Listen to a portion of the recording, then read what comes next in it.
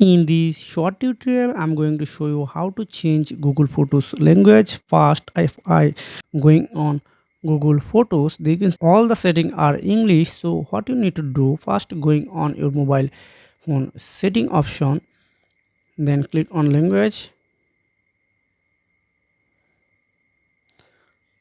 then you need to click on general management,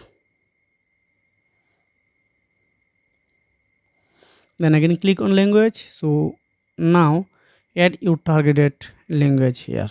Here are all the language, lots of language. So I add here Bangla,